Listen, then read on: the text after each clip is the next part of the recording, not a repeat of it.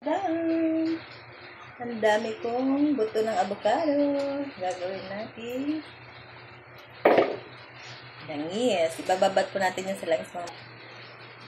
Babalatan na muna natin ng avocado mo. Ang buto ng avocado mga madam. Ayan. Dami.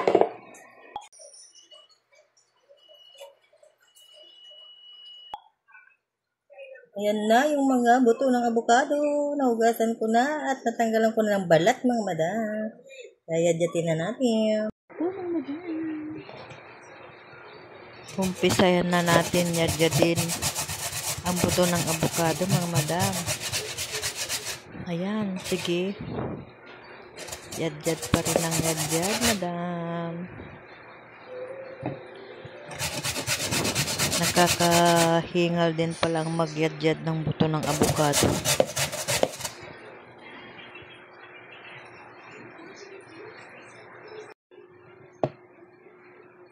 Yadyad din na natin ang ating buto ng avocado mga madam. Oh my God! Wow! Kahit nahingal-hingal na dyan ang ating madam, mga madam, sige pa rin, yadyad pa rin ang yadyad ng buto ng avocado. Ayan, oh. Diba? Ito yung ilalagay natin sa langis. Ibababad natin ito mga madam sa langis, tapos ipampahid natin sa ating mga masakit sa paa, sa bewang, kasukasuan. Maganda ito mga madam. Ito ay napanood ko doon sa nurse sa ibang bansa. Effective daw. Ang buto ng avocado. What? Yeah, mga madam. Ibababad natin to sa langis.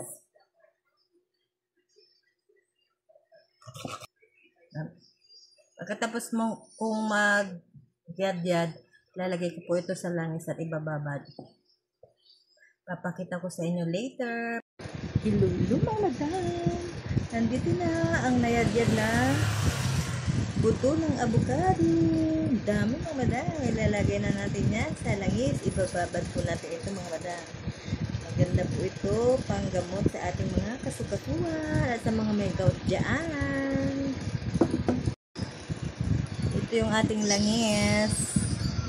Bababad natin ang mga nayadyad nating buto ng avocado. Ayan po yung aking lagayan mga madam. Malit lang mga madam. Ayan po yung langis. Kunti lang po yung laman niya. Pero ililipat ko yan. Maliit lang kasi yung nabili naming langis mga madam. Pero mamaya, lilipat ko. Mamaya yung iba ilalagay ko sa malaking bote mga madam.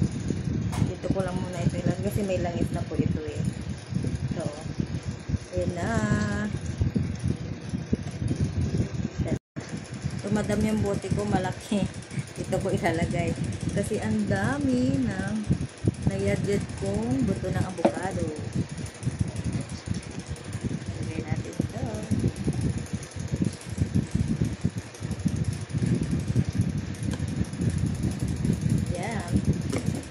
Tapos, lalagyan natin ito ng langis. Pag magpahit ka daw nito mga madam, dapat kasama din daw yan, yung mga nayadyad na buto ng avocado.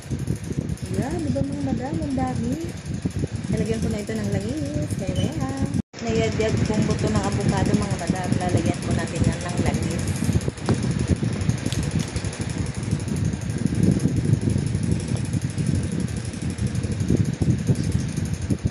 Kunti lang yung langis ko mga madam. Bibili ko pagbukas. Ibababad ko pa po ito mga madam. Mga isang linggo. Tapos pwede na siyang pampahid. Bye! Thanks for watching!